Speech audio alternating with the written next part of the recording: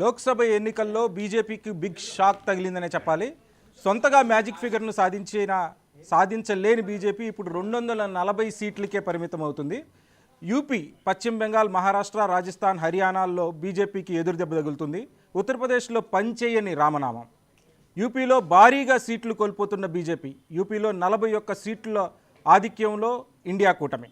కేవలం 37 సీట్లలోనే బీజేపీ ఆధిక్యం. బెంగాల్లో బీజేపీని చావు దెబ్బ కొట్టిన మమతా బెనర్జీ. 30 లోక్సభ నియోజకవర్గాల్లో ఆధిక్యంలో తృణమూల్ కాంగ్రెస్. కేవలం 11 స్థానాల్లోనే బీజేపీ లీడ్. మహారాష్ట్రలో చిత్తైన మోడీ షా చాణక్యం.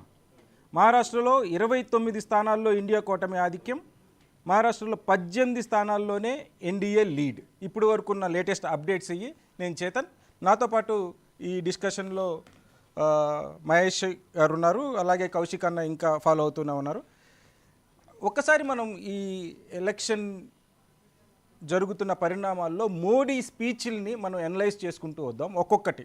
ఆయన మోడీ ఇటు రాహుల్ గాంధీ చెప్పిన మాటలు ఏంటో ఒకసారి మనం చూద్దాం. రాహుల్ గాంధీ ప్రధానంగా ఆయన చెప్తూ వచ్చింది కుల జనగణన చేస్తాము, భారతదేశంలో ఎంతమంది జనాభా ఉన్నారు, అది ఏ కులాలు ఉన్నారు, సోషల్ ఇంజనీరింగ్ చేస్తాను అని రాహుల్ గాంధీ చెప్పిన మాట ఇప్పుడు జనం రిసీవ్ చేసుకున్నారా లేదా అన్నది ప్రధానమైన క్వశ్చన్.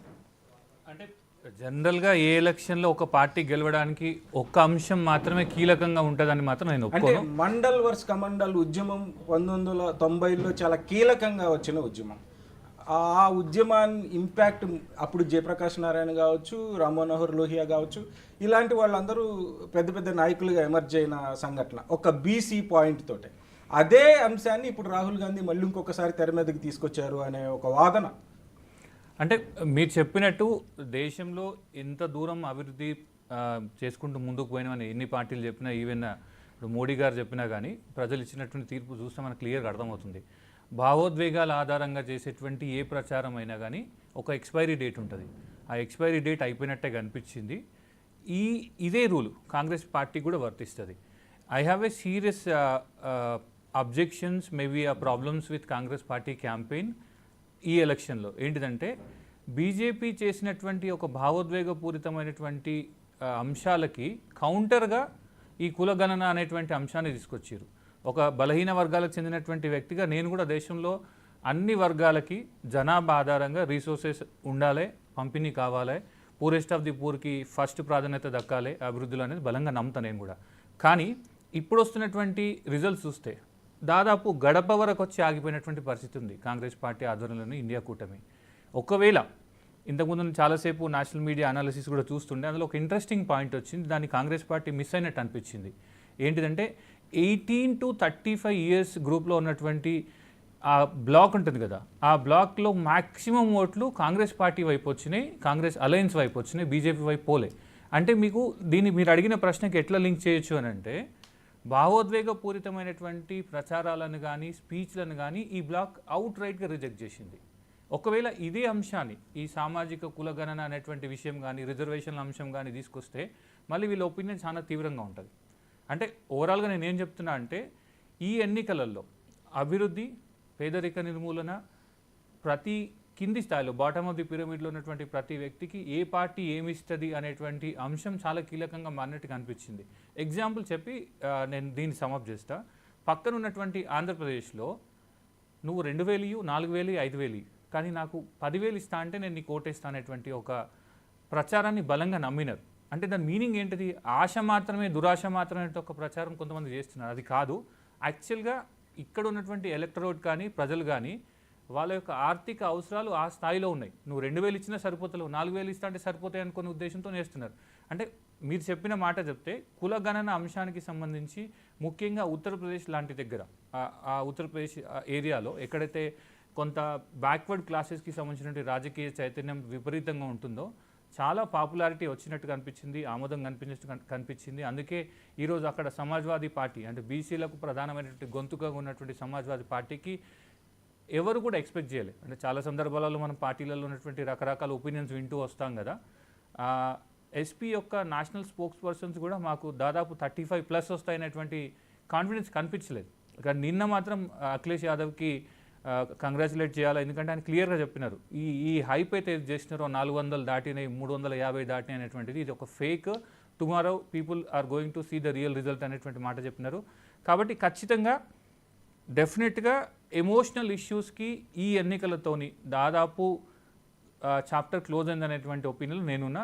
అందులో కొంత భాగం కులగనటువంటి ఎమోషనల్ ఇష్యూస్ని కూడా తీసుకొస్తే డెఫినెట్గా ప్రజలు రిజెక్ట్ చేస్తారు. వాళ్ళకి కావాల్సింది ఫస్ట్ ప్రయారిటీ అభివృద్ధి ఏం చేస్తారు, మా ఇంటికి ఏమొస్తుంది, నాకు వ్యక్తిగత జీవితం ఏ విధంగా డెవలప్ అవుతుంది, దేశం నుండి విద్యా వ్యవస్థ ఏ విధంగా మారాలి, వైద్య వ్యవస్థ ఏ విధంగా మారాలి, ఇట్లా ఒక క్లియర్ ఒక రూట్ మ్యాప్ ఇచ్చిన వాళ్ళకు మాత్రమే ప్రజలు భవిష్యత్తులో ఆమోదం ఇస్తారనేటువంటి ఒపీనియన్ నాది. గుడ్. అయితే అన్న ఇప్పుడు కుల జనగణన అనేది ఒక ఎమోషనల్ ఇష్యూ లేదు, మీరు అన్నట్టు అది ఒక దాన్ని మనం ఏమంటాం ఒక డీసెంట్రలైజింగ్ ఇష్యూ అని అంటున్నాడు అన్న. అయితే ఈ కుల జనగణన పాయింట్ మీదే ఇప్పుడు భారతదేశ వ్యాప్తంగా ఒక చర్చ జరిగింది. ఇంకా మహేష్ గారు చెప్పినట్టు 18 to 25 years of age group ఉన్న పిల్లలు ఎక్కువ శాతం ఈసారి కాంగ్రెస్కు ఓటేసినట్లు మనకి ఓట్ షేర్ని బట్టి అర్థమవుతుంది. 2014లో 2019లో 18 నుంచి 30 వయసు ఉన్న వాళ్ళంతా మోడీ మేనియాలో ఉన్నట్టు మనకు అప్పుడు ఓట్ షేర్ చెప్తుంది. ఇప్పుడు ఉన్న కొత్త యూత్ అన్ఎంప్లాయ్మెంట్ మీద ఆలోచిస్తుందా, ఈ దేశంలో అన్ఎంప్లాయ్మెంట్ మోడీ దాన్ని అడ్రస్ చేయలేదు అనే పాయింట్ మీద ఆలోచిస్తుందా, లేకపోతే కుల జనగణన సోషల్ ఇంజనీరింగ్ కూడా భారతదేశానికి అవసరమే అని ఆలోచిస్తుందా? అంటే మీరు 2024 ఎలక్షన్ల ముందు ఒక సర్వే వచ్చింది, దేశంలో 28% నిరుద్యోగం పెరుగుతూ ఉంది, దేశంలో అత్యధికంగా నిరుద్యోగంతో ఇబ్బంది పడుతుందని చెప్పేసి ప్రధానంగా చర్చ జరిగింది. రామమందిరం ఎఫెక్ట్ 8% మాత్రం ఉంటుందని చెప్పేసి ఆ సర్వే ఇస్తే ఈ సర్వే అంతా బోగస్ అని చెప్పేసి భారతీయ జనతా ప్రధానంగా దాన్ని తిప్పికొట్టింది. ఎందుకంటే భారతీయ జనతా 2 కోట్ల ఉద్యోగాలు ప్రతి సంవత్సరం ఇస్తానని చెప్పేసి ఈ 10 సంవత్సరాలు 20 కోట్ల ఉద్యోగాలు ఇవ్వాల్సిన అవసరం ఉండే, కానీ 7 లక్షల ఉద్యోగాలు మాత్రం ఇచ్చారని చెప్పేసి పార్లమెంట్ సాక్షి వారే ఒప్పుకున్నారు. అంటే దేశంలో రోజు రోజుకి నిరుద్యోగం పెరుగుతూ ఉంది, అధిక ధరతో ప్రజలు ఇబ్బంది పడుతూ ఉన్నారు.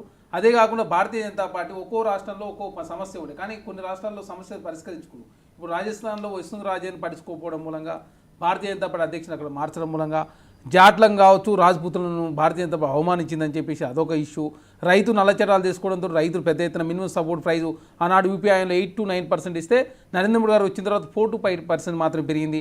ఢిల్లీలో దిశ చనిపోతే 700 మంది రైతులు చనిపోతే పట్టించుకున్న పాపాన భారతీయ జనతా పార్టీ పోలే.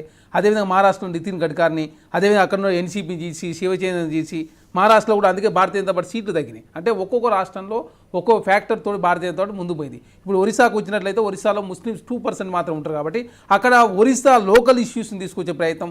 నవీన్ పట్నాయక్ గారికి అసలు లాంగ్వేజే రాదు, ఆయన తమిళనాడు సంబంధించినటువంటి పాండ్యాన్ని తీసుకొచ్చి ఇక్కడ ముఖ్యమంత్రి చేస్తా అంటున్నాడు, మేము లోకల్ నాయకత్వాన్ని తీసుకొస్తున్నామని చెప్పి. అంటే భారతీయ జనతా పార్టీ ఒక్కో రాష్ట్రంలో ఒక్కొక్క వ్యూహంతో ముందుకు పోయింది. కాబట్టి ఈ రోజు ఈ ఫలితం లేకపోతే నరేంద్ర మోడీ గారు లేకుండా అమిత్ షా గారు లేకుండా ఉన్నట్లయితే భారతీయ జనతా పార్టీ 100 స్థానాలు కూడా వచ్చే అవకాశమే లేకుండే. అంటే మోడీ స్పీచ్లు కానీ మనం అబ్జర్వ్ చేసినట్లయితే మీరు చెప్పినట్టు ఫస్ట్ ఫేజ్ అయిపోయిన తర్వాత ఆయన ఒక హేట్రెడ్ స్పీచ్ని మనం చాలా కీలకంగా గమనించవచ్చు. అధిక పిల్లల గల్ల వాళ్ళకి దేశ సంపదను కాంగ్రెస్ పంచబోతుంది అని ఒక హేట్ స్పీచ్ ఎప్పుడైతే మోడీ నుంచి వచ్చిందో అది హిందువుల్ని మళ్ళీ పోలరైజ్ చేసిందా? Yes sir. ఇప్పుడు 18 రాజస్థాన్ నుంచి ప్రారంభించాడు. ఎప్పుడైతే కేరళలో ఇది ఎప్పుడైతే మాట్లాడిండో దేశంలో ముస్లింలు దోస్తులు ఉన్నారు నేను భోజనం చేసిన చెప్పిన నరేంద్ర మోడీ గారు రాజస్థాన్కి వచ్చేసి రాజస్థాన్లో పరిస్థితి చూసినప్పుడు అంటే ఎప్పటికప్పుడు సర్వేలు తెప్పించుకుంటారు కాబట్టి అక్కడ 18 స్థానాలు ఇండియా కూటమి వచ్చే అవకాశం ఉంది.